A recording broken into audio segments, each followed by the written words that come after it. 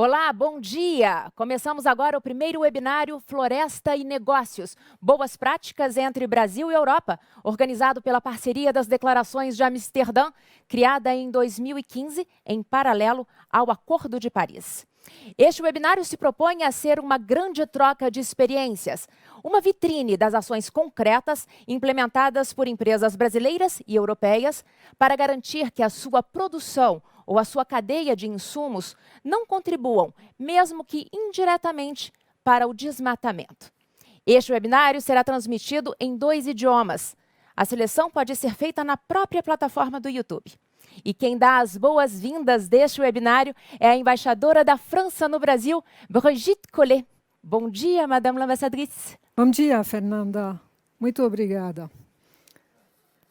Prezados senhoras, prezados senhores, é um prazer abrir este diálogo sobre floresta e negócios em nome da Parceria das Declarações de Amsterdã, que a França preside atualmente. Sou muito grata ao senhor vice-presidente Hamilton Mourão por nos honrar com sua participação. A parceria de Amsterdã nasceu na COP21, em Paris, de uma constatação.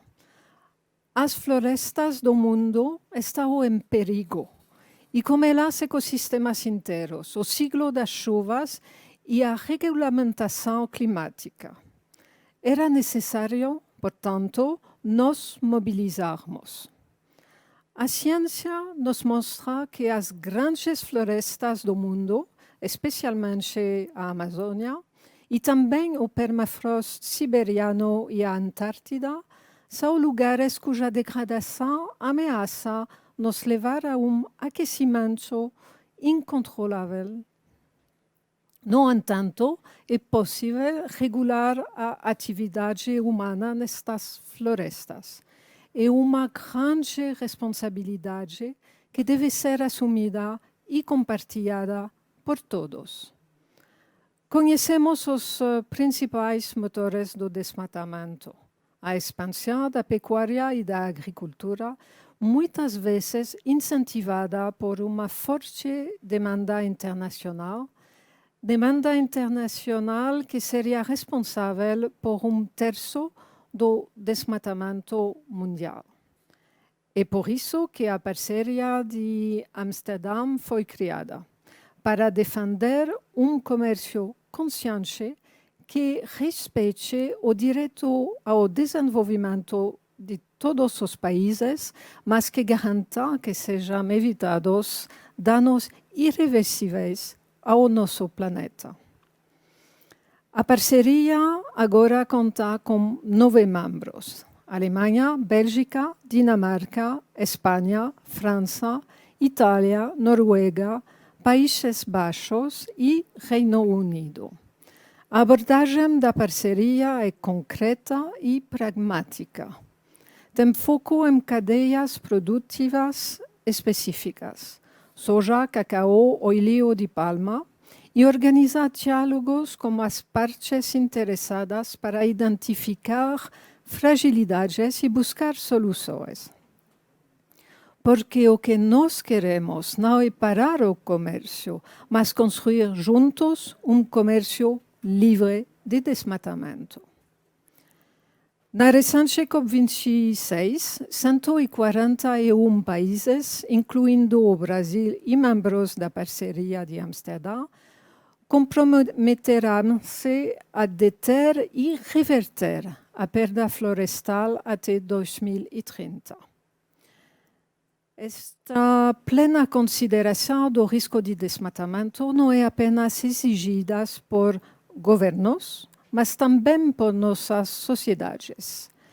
Preocupados com seu impacto sobre o planeta, os consumidores, os produtores, os investidores querem saber a origem dos produtos, bem como sua pegada social e ambiental. No Brasil, 60 milhões de hectares de cobertura florestal foram perdidos somente nas últimas 2 décadas, representando 7% do território nacional.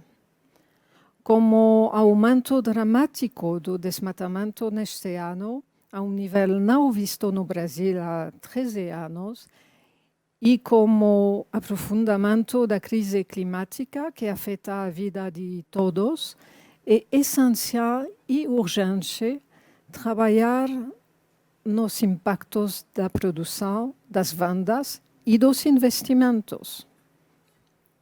A boa notícia é que não estamos começando do zero. Durante anos, os atores públicos e privados se comprometerão a melhorar suas práticas. Hoje e amanhã, ouviremos empresas, bancos e investidores brasileiros e europeus que implementarão metodologias para eliminar o desmatamento de suas cadeias de valor. Eu lhes agradeço calorosamente por sua participação. Ao proteger a floresta, vocês, como atores da iniciativa privada, estão protegendo seus setores de atividade e nossos interesses coletivos. Sabemos que existem muitos obstáculos, mas nossos convidados lhes mostrarão que existem soluções, que estão sendo abertos caminhos que podem ser ampliados e que, com vontade e cooperação, podemos enfrentar este desafio. Como se diz no Brasil, água mole em pedra dura, tanto bate até que fura.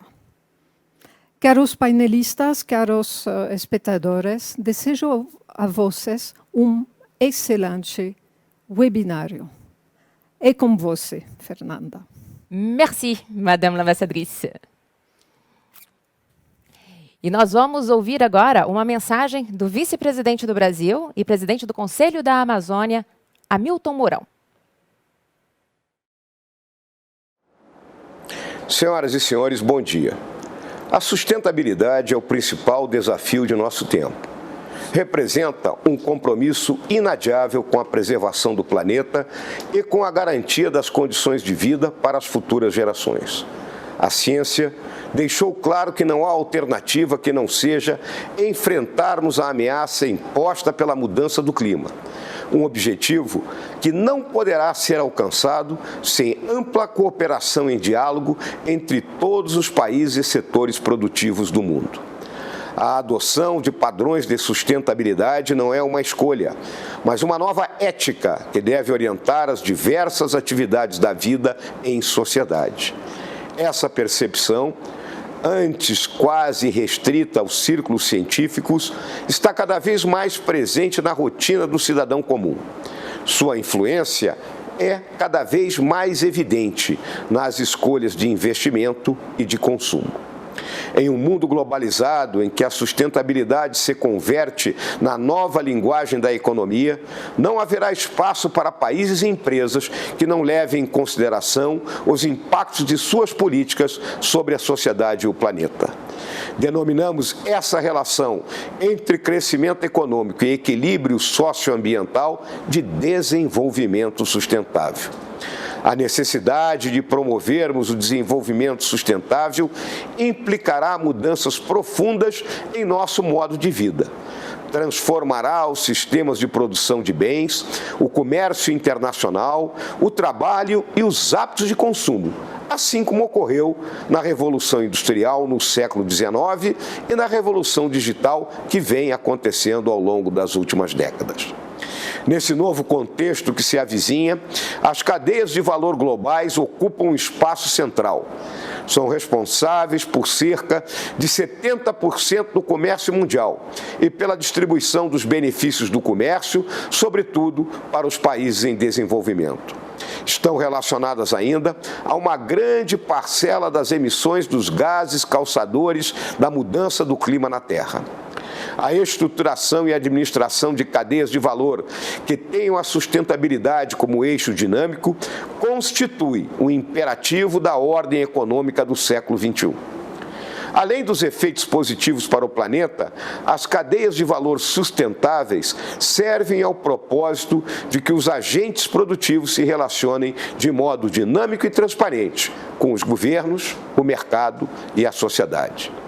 É preciso enfatizar que a construção dessas cadeias de valor sustentáveis, que abarquem os aspectos econômicos, sociais e ambientais em todas as suas etapas, depende de substancial aporte de recursos financeiros e tecnológicos, que permitam minimizar os desequilíbrios entre os países em termos de capacidade técnica e infraestrutura. O desafio da sustentabilidade não será vencido sem o financiamento de iniciativas com vistas à promoção do desenvolvimento sustentável.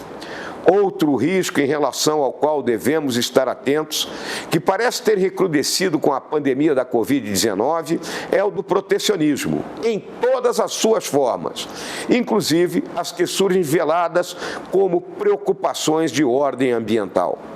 O protecionismo compromete a eficiência das cadeias de valor globais, reduzindo o incentivo para que os países se integrem a elas. O aprofundamento dos acordos de livre comércio e integração econômica é a maneira mais efetiva de uniformizarmos padrões de sustentabilidade. O acordo de associação entre Mercosul e União Europeia é um marco nesse sentido, pela abrangência de normas que comprometem os signatários em termos sociais, ambientais e de governança. O Brasil tem presente a sua importância como protagonista na busca por soluções para a questão da sustentabilidade.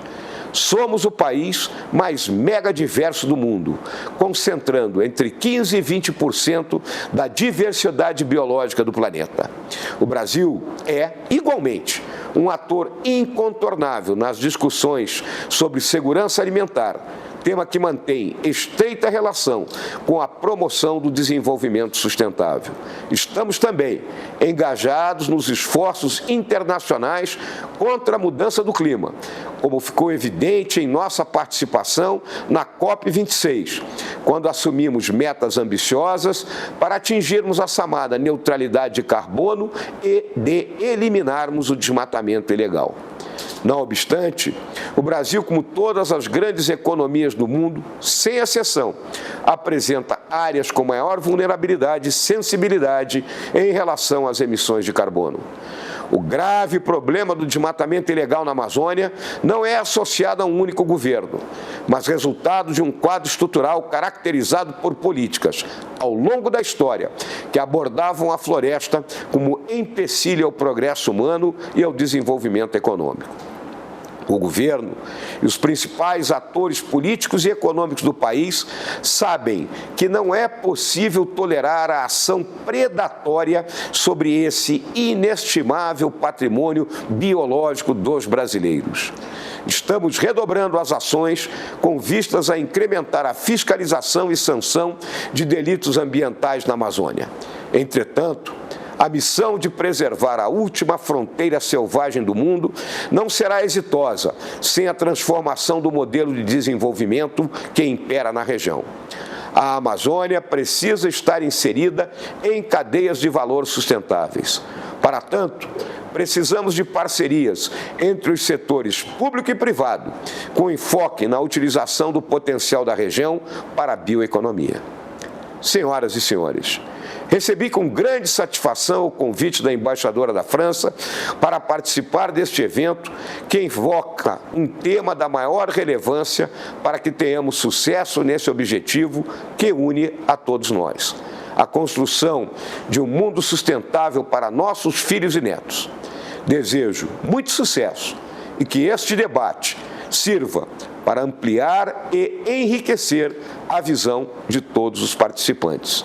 Meu muito obrigado e um grande abraço a todos.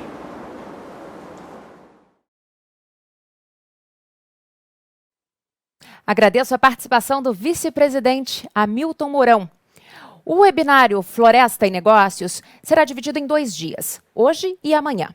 Em cada dia abordará temas diferentes. Hoje discutiremos as boas práticas para garantir cadeias de produção sem desmatamento. Amanhã trataremos de investimentos sustentáveis. Você também pode participar enviando a sua pergunta pelo chat do YouTube. Hoje nós temos o prazer de acolher Henrique Luvison Gomes da Silva, coordenador de sustentabilidade da Klabin. Silvestre Awonu, diretor global do produto cacau da Puratos. Fernando Carelli, diretor de assuntos corporativos para a América do Sul da Ferreiro. Paulo Pianês, diretor de sustentabilidade e comunicação corporativa da Mafrig. Herman Youssef Bakken, diretor-gerente da DVT. Patrick Sabatier, diretor de relações institucionais e comunicação da L'Oréal. E Suelma Rosa, diretora de sustentabilidade do grupo Unilever. E o nosso primeiro convidado é o coordenador de sustentabilidade da Klabin, Henrique Luvison Gomes da Silva.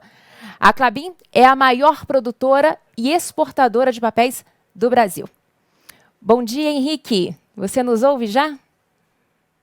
Ouço sim, bom dia a todos. Eu queria saber, Henrique, quais são os principais desafios nessa área e como a Klabin lida com eles? Bom, hoje o setor de papel e celulose, ele é um setor que contribui muito para o não desmatamento, né? Ele é regido principalmente por uma certificação florestal para garantir que as nossas florestas plantadas, né, de pinos e eucalipto principalmente, que elas não contribuam com o desmatamento.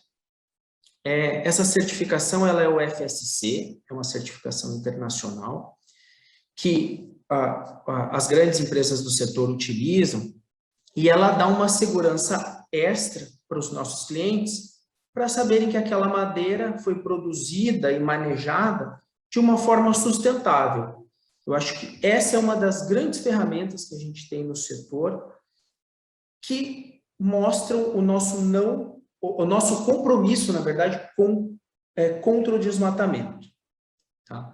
Além disso, né, essa certificação ela não é apenas para nós que temos as florestas para produzir papel e celulose. Os nossos parceiros, né, que apenas nos vendem a madeira, essa certificação também é aplicada para eles, para que a gente tenha uma segurança de que a madeira que está sendo comprada também seja produzida de uma forma sustentável, tá? Com um manejo que respeite toda a questão ambiental e toda a questão social. Hoje na Klabin, para vocês terem uma ideia, nós temos um pouco mais que 500 mil hectares de florestas, onde 43% de toda essa grande propriedade são áreas nativas preservadas, em prol da conservação e da manutenção da biodiversidade. Então, esse é eu acredito que é um grande destaque que não apenas a Klabin tem, mas todo o setor de papel e celulose tem, que garante, né, uma política contra o desmatamento, né? Essa certificação ela nos ajuda a, de forma alguma, termos incentivos ao desmatamento, porque esse tipo de terra não é possível de ser certificada. E assim, se não é certificada, nós não adquirimos ou não fazemos negócio para que não comprometa o produto que a gente está colocando no mercado. Além disso, com os pequenos produtores, nós temos grandes programas, onde a gente faz um trabalho de ajuda aos pequenos produtores a também obterem essa certificação do FSC, garantindo o manejo da cadeia de produção dele, tá? De forma que ele tenha trabalhos justos na propriedade dele, consiga produzir uma madeira certificada, onde não foi feito desmatamento de áreas, e nós pagamos mais por essa madeira, porque ela tem um valor, ela traz uma sustentabilidade na sua produção. Acho que dentro do tempo que é o nosso combinado, né, eu acho que esse é o maior ponto que tem que ser relevado em relação ao não desmatamento no setor de papel e celulose. Henrique, a Klabin participou da Conferência Climática na COP26. Qual o propósito, qual a razão, o objetivo de vocês dessa participação em Glasgow? Hoje, a Klabin ela participa COP26 Business Leaders, que são 10 empresas da América Latina que foram selecionadas para difundir as práticas da economia de baixo carbono.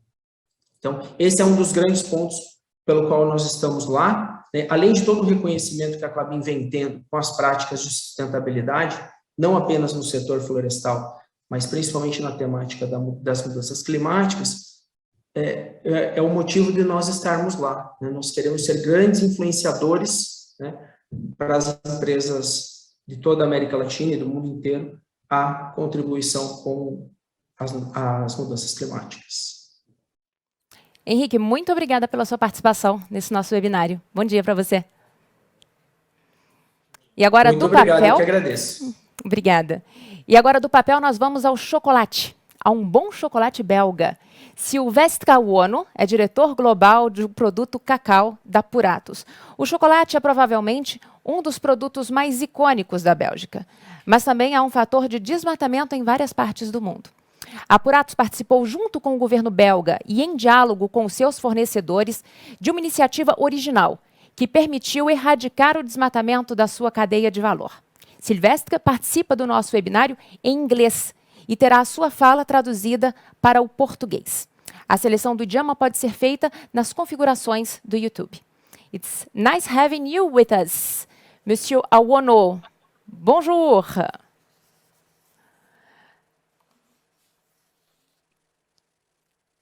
Monsieur Awonu, please, could you tell us about the challenges you faced and the methods you used to overcome them? Hello, Fernanda. Do you hear me? Yes, I hear you. Okay. So, thank you for giving me the opportunity to talk about deforestation-free chocolate. Of course, deforestation-free chocolate is possible. And let me introduce here to you with Cacao Trace, the Puratos Sustainability Program, the journey of Cacao Trace, deforestation-free chocolate. Cacao Trace is a certification. It is a unique sustainability program that aims at addressing effectively the cocoa chain issues that are poverty, deforestation, child labor. Desmatamento e evitando o desmatamento e o trabalho infantil. A forma como lidamos com essas questões é criando valor de forma que as pessoas possam reconhecer o valor do produto e pagar um valor mais alto por ele, e assim nós vamos compartilhar o valor resultante do valor criado entre a comunidade, especialmente entre os produtores de cacau, os pequenos produtores. Assim nós temos o compromisso por parte dos stakeholders. Então, eu estou aqui apenas para enfatizar o compromisso desses produtores com a melhoria das condições de vida dessas comunidades, das suas comunidades onde estão inseridos, e seu compromisso com relação ao planeta, que é o seu compromisso de preservar as florestas e fazer restauração de florestas também. Com relação à proteção das florestas, é não fazer extração dentro de áreas protegidas, e com relação à restauração, é o compromisso de plantar 1,5 milhão de árvores até 2025 e 3,5 milhões de árvores até 2030. Então, vamos agora iniciar a nossa jornada às florestas, ao chocolate sem desmatamento. Vamos olhar quais são as causas e desafios. As causas do desmatamento. Nós sabemos que existe uma demanda crescente anual pelo chocolate, existe uma baixa produtividade por parte das fazendas e nós temos a pobreza nas áreas rurais. Nós sabemos que a pobreza por parte dos produtores os impede de crescer, aumentar sua produção, de ter boas condições de vida. Então, nós desenvolvemos ferramentas, utilizando ferramentas para crescimento. O que nós queremos é garantir que nós diminuímos o desmatamento e lidamos com os principais problemas e desafios. Então, nós desenvolvemos boas práticas agrícolas para cuidar da questão do abastecimento de cacau, e nós temos também os selos de qualidade que são atribuídos aos produtores que assumem esses compromissos, e vocês podem ver que isso resulta, o resultado dessas ações é o crescimento da produção de 350 quilos por hectare a quase 600 quilos por hectare dentro do nosso programa. E nós também podemos ver que nós aumentamos a receita dos produtores em 2 a 5 meses, dependendo do país. Nós vimos que esses países têm um bom impacto no combate ao desmatamento em áreas de produção de cacau. Nós também estamos trabalhando com restauração e nós temos um programa agroflorestal. E os produtores do nosso programa alcançaram os seguintes resultados. Nós temos quase 140 mil árvores já plantadas até hoje. E com relação à rastreabilidade e as ferramentas, nós sabemos que o chocolate sem desmatamento requer formas adequadas de rastreamento de cacau. E nós sabemos que a rastreabilidade confiável e eficaz é essencial para estabelecer um ecossistema que repõe as áreas de cacau desmatadas. E nós também aplicamos várias ferramentas que estão disponíveis com relação à rastreabilidade. Nós temos isso disponível. Eu vou apenas dar os nomes aqui para vocês. Mas quero dizer que essas práticas, sendo implementadas corretamente, elas diminuem os custos e aumentam a produção e evitam o desmatamento. Então, é importante utilizar esses mecanismos de rastreamento. Nós acreditamos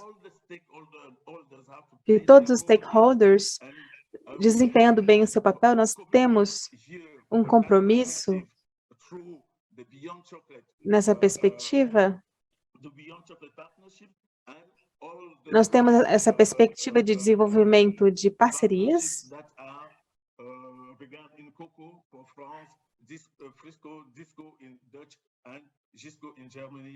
e nós temos parceiros na Alemanha, na Noruega, em vários países. E é isso que eu queria dizer a vocês, dentro do tempo curto que me foi dado. Para resumir, nós temos informação disponível, nós temos que lidar com esses problemas, lidar com as causas, e o mais importante é o combate à pobreza, que nós estamos fazendo através deste programa. Muito obrigada. Mr. Awono, you talked about Africa. Are you planning to introduce o senhor falou sobre a África. O senhor planeja Latin America? Na América Latina? Obrigado pela pergunta, Fernanda. Hoje, o cacau está presente na África. Nós estamos presentes em vários países, na Costa do Marfim, em Uganda, mas também nas Filipinas, no Vietnã e na Papua Nova Guiné. E com relação à América Latina, nós estamos presentes no México.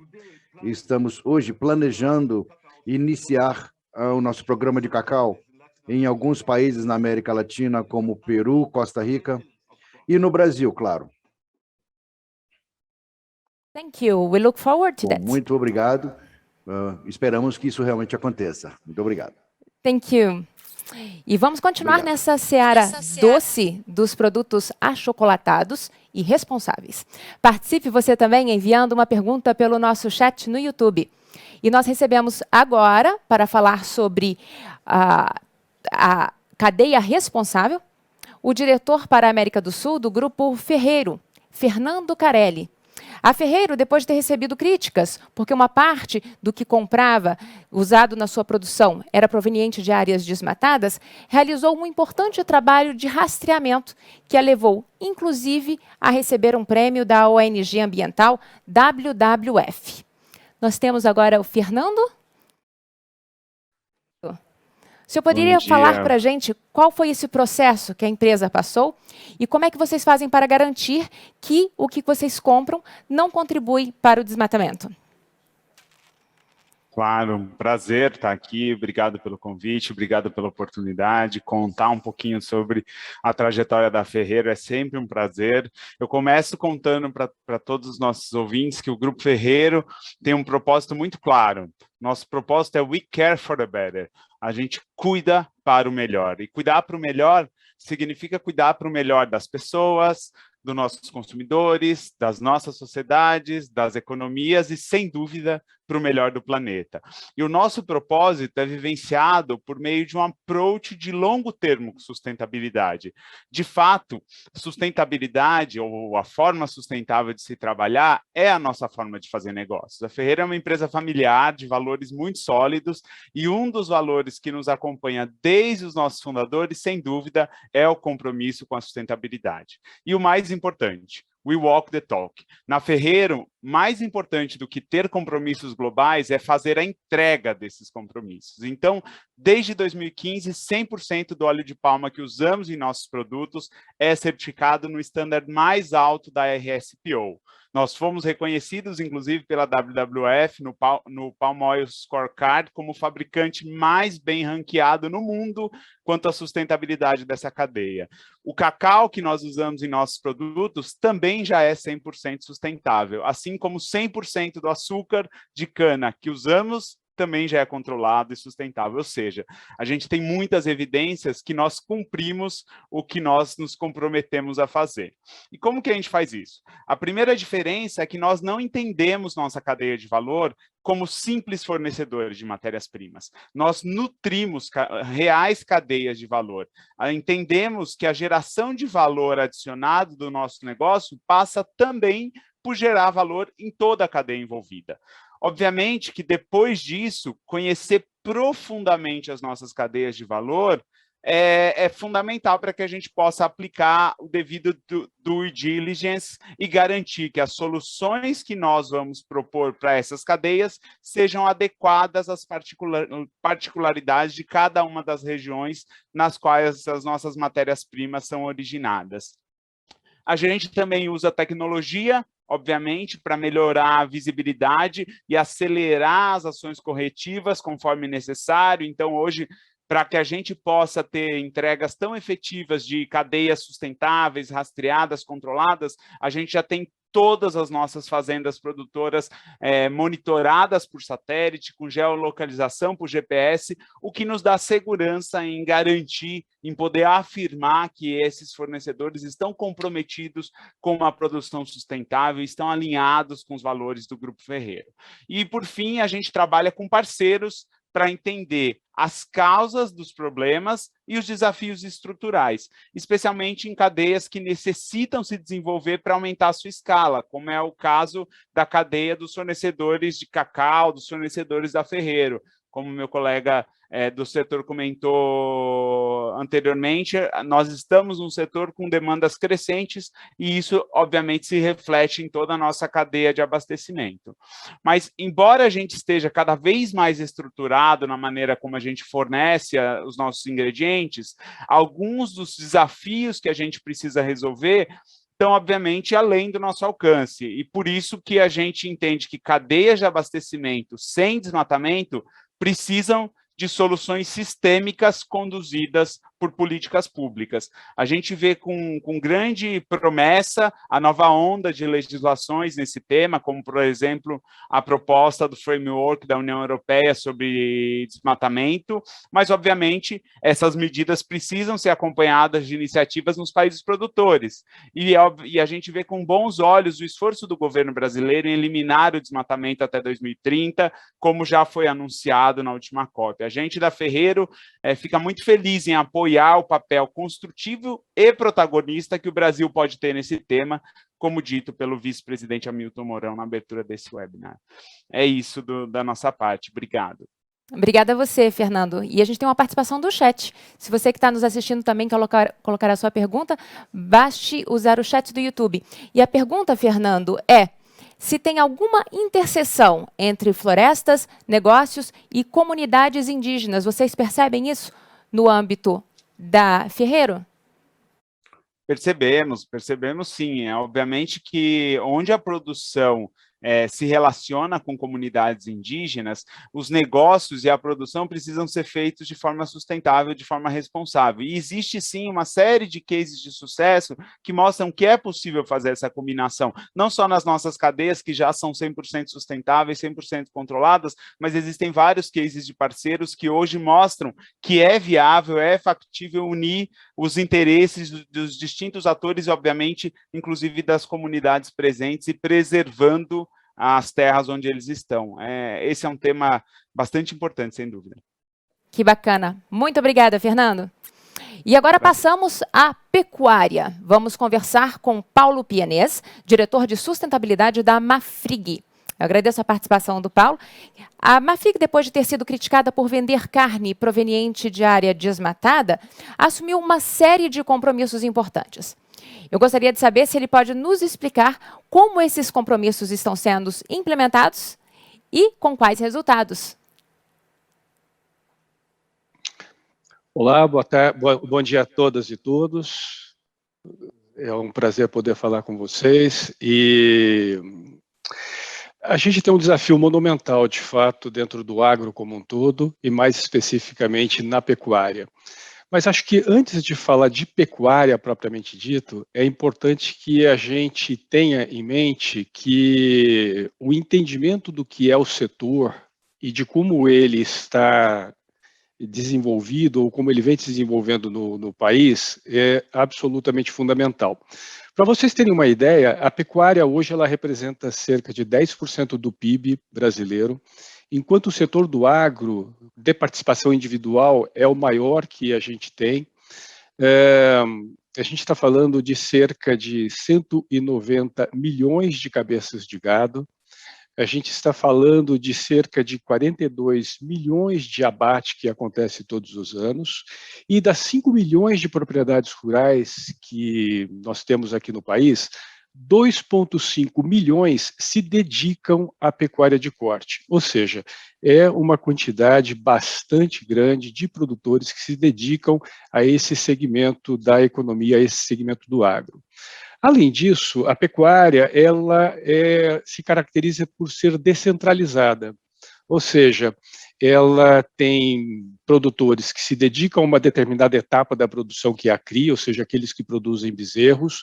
Depois nós temos uma segunda etapa que a gente chama de recria, quando esse animal vai ser preparado para a última fase, que é a engorda, e daí então ser direcionados para a indústria propriamente dito.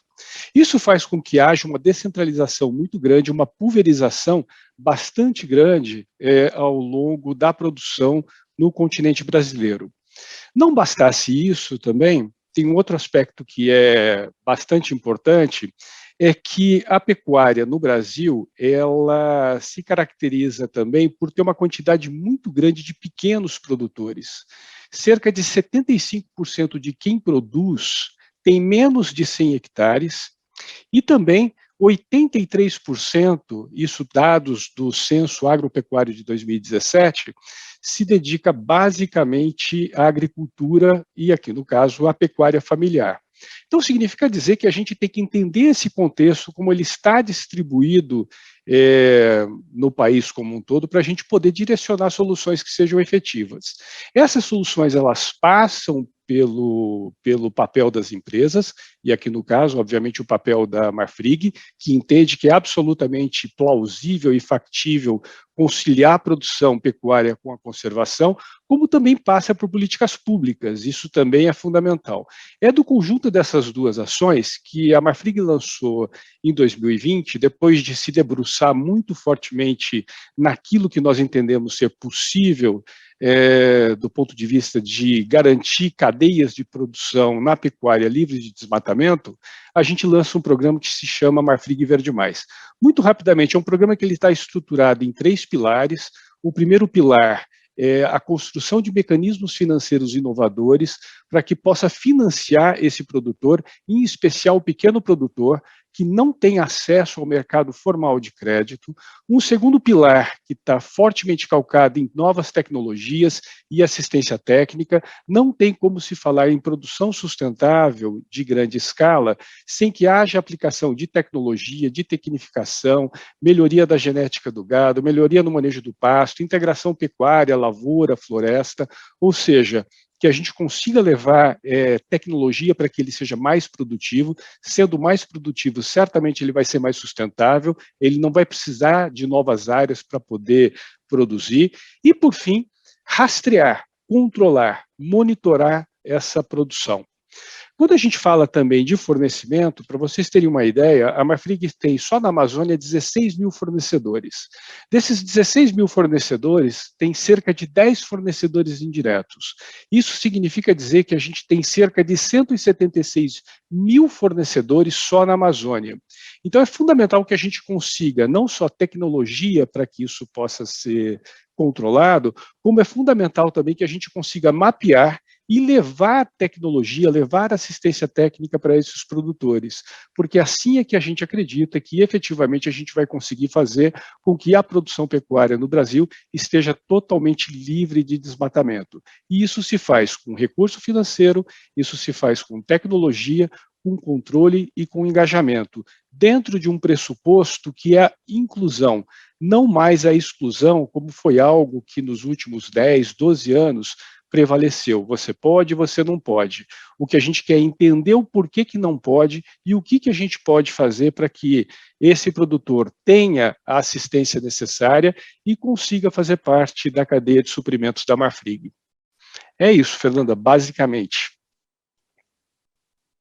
A senhora acredita que esses compromissos assumidos pela Marfrig, eles podem ter um efeito positivo meio que de bola de neve em toda essa cadeia da produção da carne bovina no Brasil, incentivando outros produtores, inclusive os pequenos?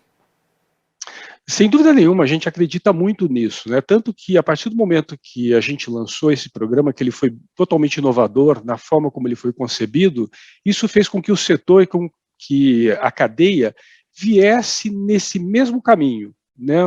Nós vemos os nossos concorrentes, os nossos peers nesse segmento fazendo a mesma coisa. Ou seja, é uma mudança completa e radical no approach que vinha sendo feito até então, né? A gente entende que, com isso, a gente consegue fazer com que haja uma movimentação no setor financeiro.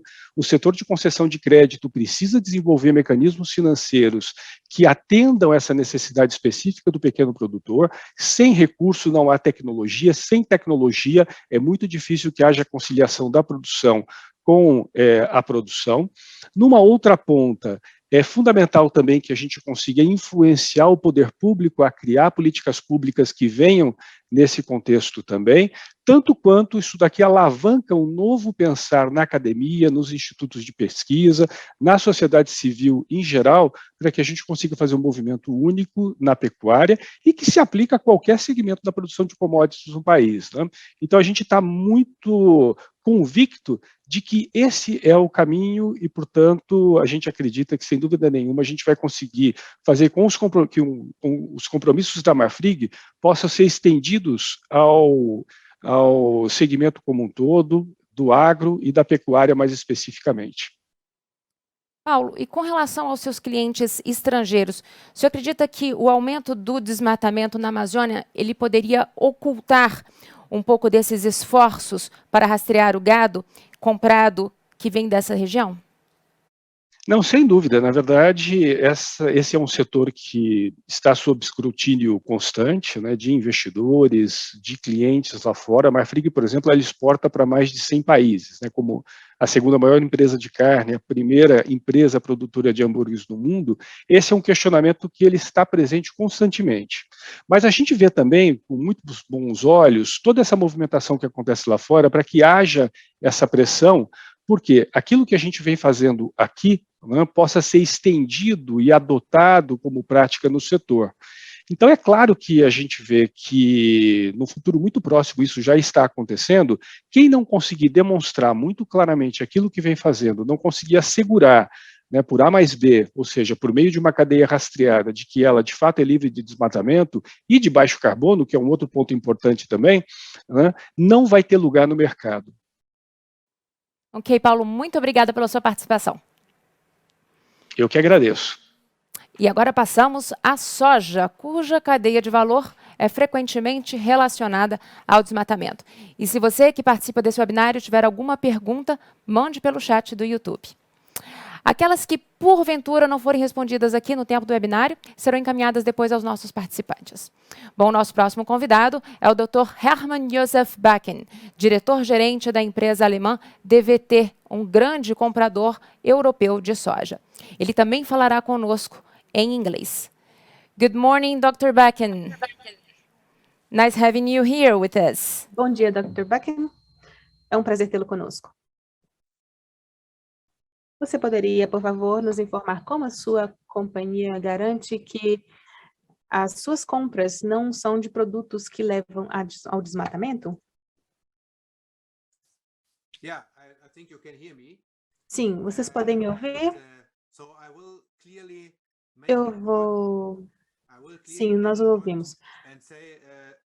Eu vou dizer que as cadeias de valor livres de desmatamento são muito importantes para nós na Alemanha e eu vou apresentar para vocês como nós fazemos com relação à implementação e viabilidade dessa atividade, especialmente em viabilidade. E quero dizer a vocês que as nossas atividades estão já acontecendo faz muitos anos.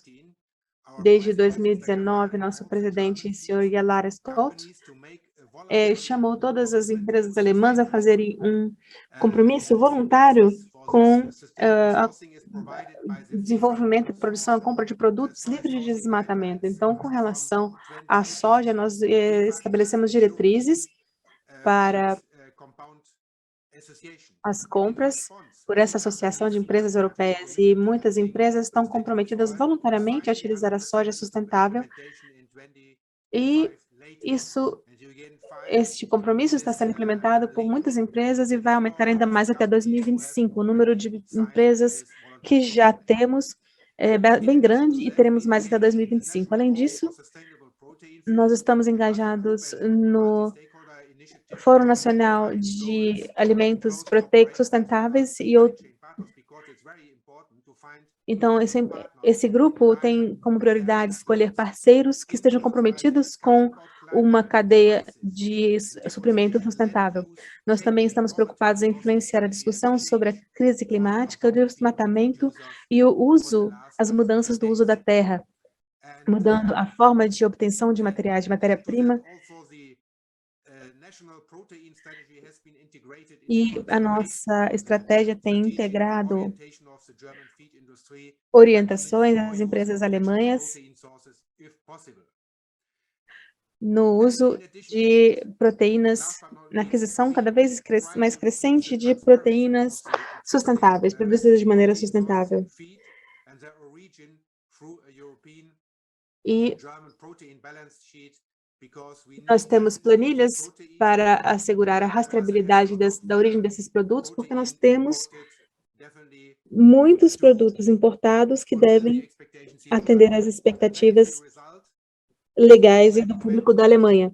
E isso foi implementado até 2020, se vocês virem que até 2020 nós importamos quase 4 milhões de toneladas de soja, de grãos de soja.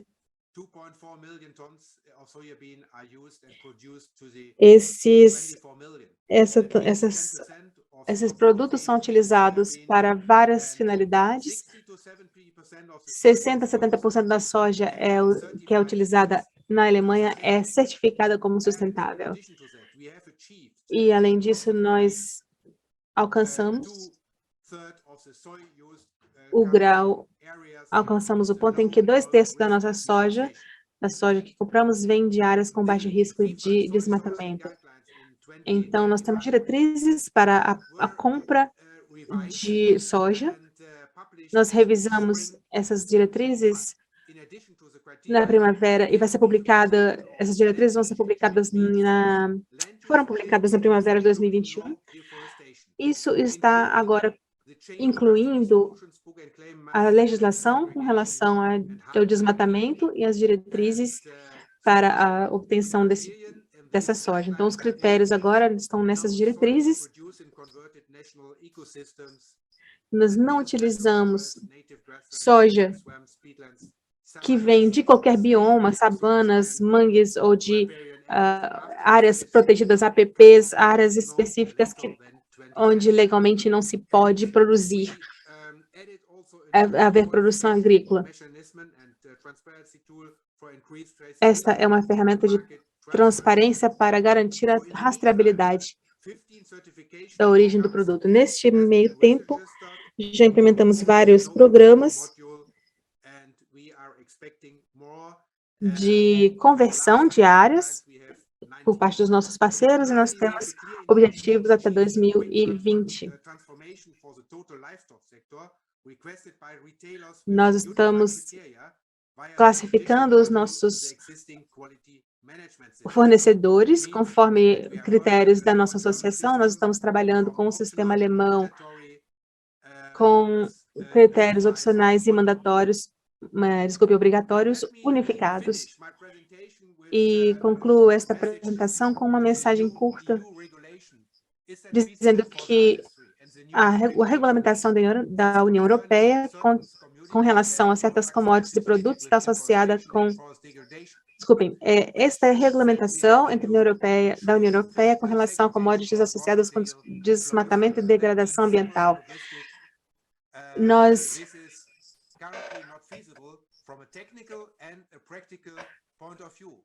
entendemos que, de ponto de vista técnico e prático, muitos lugares não é possível fazer um registro de ser uma certificação ambiental de certos produtos. Então, nós temos que aceitar que que existe uma logística muito variada e ampla. Coming back to a lot of feed companies, for example, pela qual passa a cadeia produtiva da soja. E nós temos milhares e milhares de fornecedores, então é muito difícil fazer uma segregação física. Isso significa que nós temos uma classificação de risco, esse é o segundo ponto.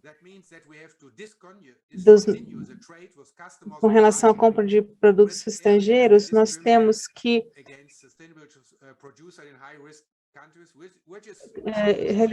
nós temos que discriminar alguns produtores, da discriminação de produtores em áreas de alto risco. Não é o nosso objetivo, nós queremos apoiar nossos produtores a produzirem produtos sustentáveis, não queremos discriminar países com alto risco, mas queremos encontrar soluções para esses problemas.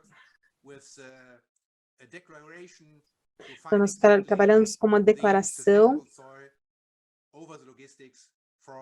de compromisso de produção de logística, apoio à produção de logística adequada para a produção de soja sustentável nesses países por parte dos nossos parceiros. Muito obrigado. Senhor Beckman, o senhor disse que a erradicação da soja, da cadeia de valor da soja, causa um peso adicional e custos adicionais às empresas produtoras de soja. Então, o que vocês estão fazendo como associação? Inclui algum apoio financeiro ao setor produtivo? Eu acho que nós não queremos fazer apoio financeiro a esse setor, mas queremos encontrar soluções aceitáveis para toda a cadeia de valor, e assim a nossa ideia, nosso objetivo é irmos passo a passo do sistema atual, para uma transição do sistema atual a um novo sistema que seja mais rastreável, mas para isso nós precisamos de um pouco mais de tempo. Eu sei que vamos encontrar soluções para fazermos essa transição para uma nova indústria de soja 100% protetora do meio ambiente e evitando o desmatamento, sem desmatamento. Muito deste trabalho da rastreabilidade da soja tem sido feito por grupos e mesas redondas de multi-stakeholders, e eu gostaria de perguntar, este método é eficaz? Sim. Eu digo, a única forma de encontrar as soluções corretas é trabalhar juntos em uma plataforma com múltiplos stakeholders, encontrar uma forma em que os participantes estão todos comprometidos com o mesmo objetivo, caminhando na mesma direção, então, em que os assuntos relevantes a partes diferentes da cadeia de valor sejam discutidos. Muito obrigada, Sr. Buchanan.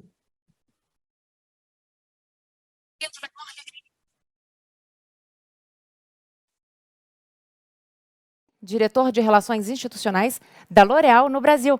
Ele vai nos apresentar as ações tomadas pela empresa para garantir que os seus insumos não sejam provenientes do desmatamento. Bom dia, Patrick. Bom dia, Fernanda. Bom dia ou boa tarde a todos. Gostaria primeiro de agradecer o convite feito pela embaixadora da França, a senhora Brigitte Collet. Hoje vou me expressar como representante da L'Oréal, presente no Brasil já faz 60 anos, mais de 60 anos.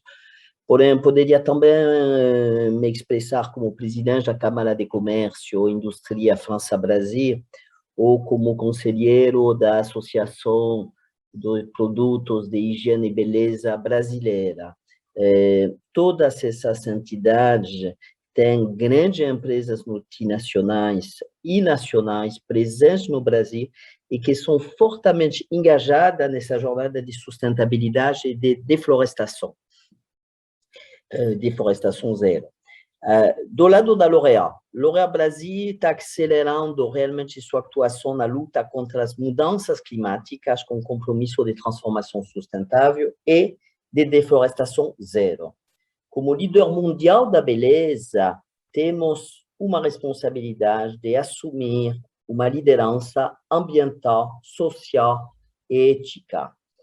Fomos reconhecidos pelo Carbon Disclosure Project, CDP, com triple A, por 5 anos consecutivos. Somos a única empresa no mundo a ter conseguido isso, para nossa atuação contra mudanças climáticas, para nossa gestão sustentável do consumo de água e para a conservação das florestas. Além disso, trazemos a inovação sustentável para o coração de nosso negócio. Temos 90% de produtos novos e renovados com melhoria do impacto socioambiental, 50% de ingredientes naturais dentro de nossas fórmulas, 100% de nossas embalagens são certificados FSC ou PEFC. E temos, em termos de merchandising, também 100% do ecossistema, do ecodesign com bandeiras certificadas FSC. Em termos de compromisso do grupo em desmatamento zero, temos publicado em 2014 nossa política a respeito, com nenhum ingrediente e matérias-primas usadas nos produtos do grupo pode estar relacionado ao desmatamento depois de 2020. No novo programa L'Oréal for the Future, programa de sustentabilidade do grupo, lançado em 2020, nós comprometemos a manter estável até 2030 a ocupação total da terra necessária para o abastecimento de nossos ingredientes, em comparação com 2019. Poderia dar agora alguns exemplos. Papel, por exemplo. Exemplo de matérias-primas compradas no Brasil. Papel. 100% do papel é certificado FSC ou PEFC. Outro exemplo que falamos, soja. 98% do óleo de soja utilizado pela L'Oréal vem da América Latina, Brasil, Paraguai. Ele é certificado pela Mesa Redonda para Soja Sustentável, RTRS. Totalmente rastreável, orgânico e garantindo desmatamento zero. E temos também projetos de compra solidária e sustentável, que contribui para reduzir o desmatamento e valorizar as florestas em pé. Contribuímos por meio da valorização da biodiversidade local, beneficiamos comunidades extrativas locais através de práticas de comércio justo, criando cadeias produtivas sustentáveis, com impacto ambiental positivo. Tem sinergia dessas ações com aplicações da Lei da Biodiversidade brasileira, com repartição de benefício. Temos, por exemplo, o caso do babaçu, palmeira nativa da Amazônia, onde compramos amendoa e óleo orgânico de 9 comunidades rurais tradicionais do Maranhão. Vamos avançar e acelerar nossa transformação sustentável. E para lutar contra as mudanças climáticas, preservando e regenerando também o sistema natural degradados, anunciamos 50 milhões de euros de investimento. E terá, dentro desses investimentos, projetos no Brasil para a regeneração da Amazônia, lar da biodiversidade mundial. Para concluir, nosso propósito é de criar a beleza que move o mundo. Uma beleza baseada nas ciências verdes, uma beleza mais inclusiva e uma beleza que respeita os limites de nosso planeta. Muito obrigado, Fernanda. Monsieur Sabatier, eu tenho ainda algumas perguntinhas para o senhor. A L'Oréal está engajada desde 2007 nessa identificação de riscos de desmatamento na sua cadeia de fornecimento. Quais têm sido as principais dificuldades aqui no Brasil para conseguir essas cadeias livres de desmatamento no país? Não iria diferenciar a dificuldade de cadeia no Brasil e no resto do mundo. Acho que aqui uma longa jornada.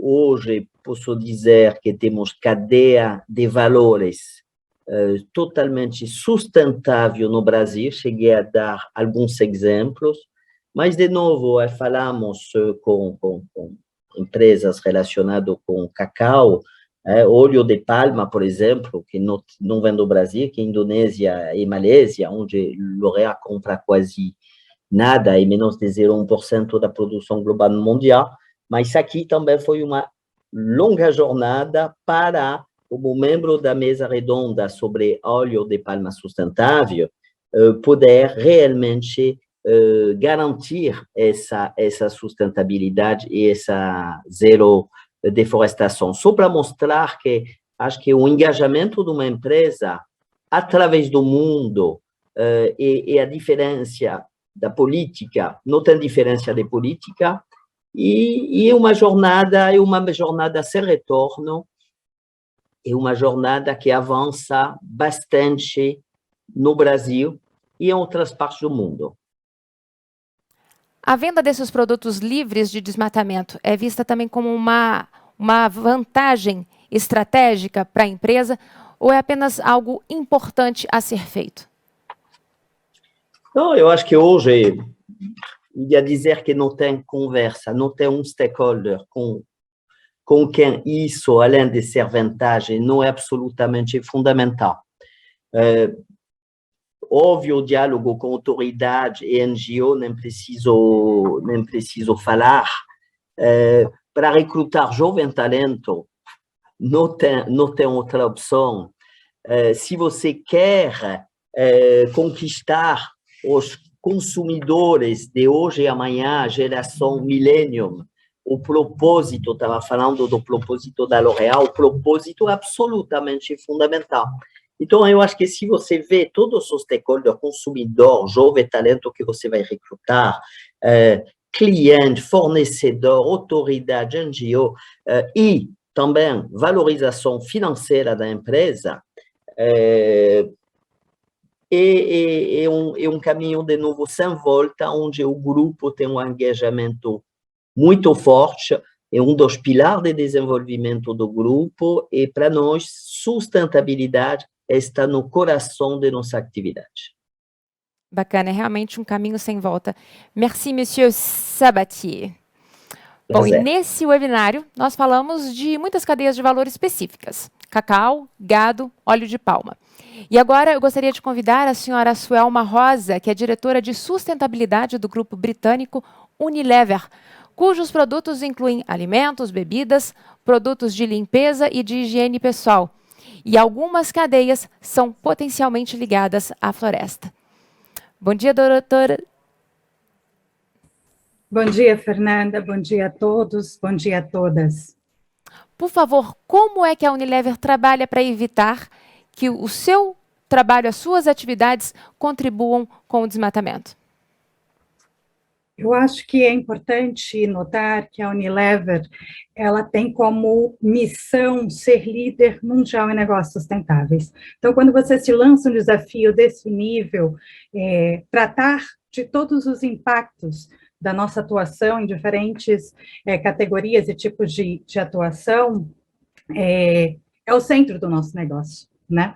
A Unilever, em 2020, depois de ter sido pioneira em planejamento, em planos de sustentabilidade lá atrás, em 2010, de ter alcançado e superado várias das metas que se autoimpôs, lançou o que a gente chama de Compass, que é a nossa bússola. E nessa jornada de 10 anos de implementação de sustentabilidade, a gente teve um aprendizado, Fernanda.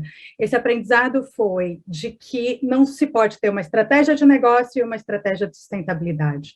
Então, nós integramos, e o Compass é a nossa estratégia de negócio, que incorpora 3 dos grandes pilares de sustentabilidade: melhorar a saúde do planeta, melhorar a saúde, a confiança e o bem-estar das pessoas e contribuir para um mundo mais justo e socialmente inclusivo.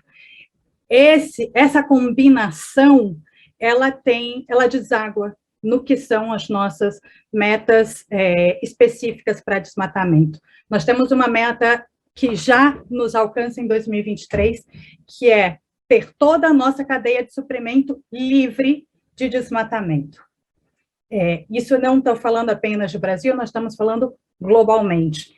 Naturalmente, e é o objetivo dessa conversa de hoje, é um desafio que tem a ver com toda a governança da Unilever e dos esforços internos que nós temos feito para buscar melhores cadeias de suprimento, parceiros mais sustentáveis, mas também de estimular que a cadeia de valor, não só a cadeia de suprimento upstream, seja capaz de dar resposta aos desafios de desmatamento. O que nós temos feito, né, para responder a você?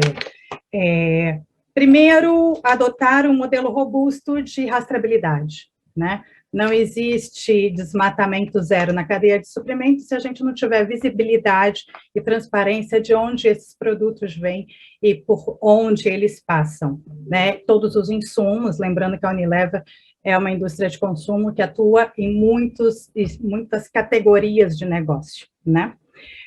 O segundo é garantir monitoramento, verificação e relatórios, um sistema consistente, coerente, né, que possa dar visibilidade a isso.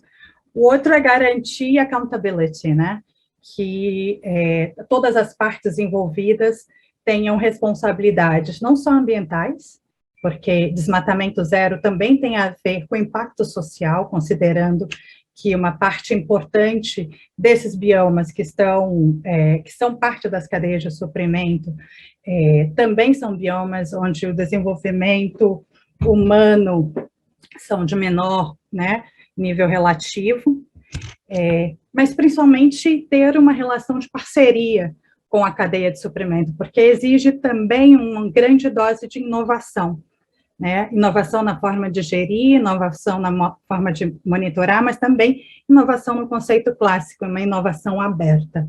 Então, a gente acredita também que é necessário. E talvez, por fim, ter um sólido sistema de due diligence. Esse sistema de due diligence, sim, traz informações sobre a origem e o percurso de cada um desses insumos, mas também como essa cadeia de valor se comporta em termos de proteção de direitos humanos, já que a gente trouxe o tema social também à luz nessa agenda de desmatamento. Acho que é importante entender que a Unilever, ela não se pretende mitigando, é que a nosso objetivo é, de fato, ser líder mundial em negócios sustentáveis. Então, nós estamos dando passos bem mais rápidos do que aqueles do contexto legal, regulatório, nacional e internacional nos conduz. A Unilever se comprometeu em ter uma cadeia livre de desabastecimento até 2023. Quais são os maiores desafios durante os próximos 12 meses? O maior é volume, porque nós temos, como essa meta ela já vinha sendo consertada e costurada, construída desde o nosso plano anterior, antes do Compass, nós tivemos a audácia de colocar essa meta global de 2023, pensando os desafios das cadeias globais. No caso do Brasil, nós avançamos muito rapidamente, participando de coalizões com outras empresas, principalmente com cadeias de valor completas. Mas o maior desafio é fazer com que os fornecedores, a cadeia de suprimento, consigam escala necessária para atender às demandas do negócio em cada um dos insumos, né? Então, nós temos desafios aí em várias categorias de negócio, para não tomar muito tempo falando de cadeias por cadeias, tanto nos biomas amazônicos quanto no Cerrado. Vocês trabalham também com ONGs sobre a questão do desmatamento? Como se dá essa colaboração? Não há maneira de tratar o tema sem dialogar com toda a sociedade, né? Eu gosto muito do conceito de capitalismo consciente, porque considera a empresa como parte de um sistema complexo.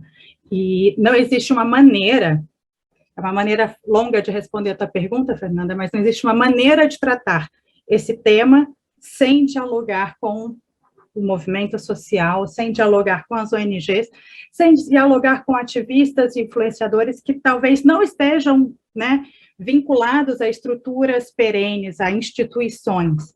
Então, sim, mas vamos além. Além de cooperar, desenvolver projetos conjuntos, participar de várias coalizões, várias iniciativas nacionais e internacionais, a gente também desenvolve parcerias de cocriação com ativistas, com influenciadores, com ONGs nacionais e internacionais. Muito obrigada, diretora Suelma Rosa. A primeira parte do webinário Floresta e Negócios termina aqui, mas amanhã tem mais. Em nome da presidência francesa da Parceria de Amsterdã, eu agradeço a todos os participantes, os painelistas e a nossa audiência pelo YouTube. Ouvimos hoje exemplos concretos de boas práticas e histórias de sucesso que confirmam que o comércio livre de desmatamento é possível. Encontro marcado amanhã, nessa mesma hora, 11 da manhã, horário de Brasília, para a segunda parte do nosso webinário, que reunirá investidores brasileiros e europeus em torno do tema Investimentos Sustentáveis.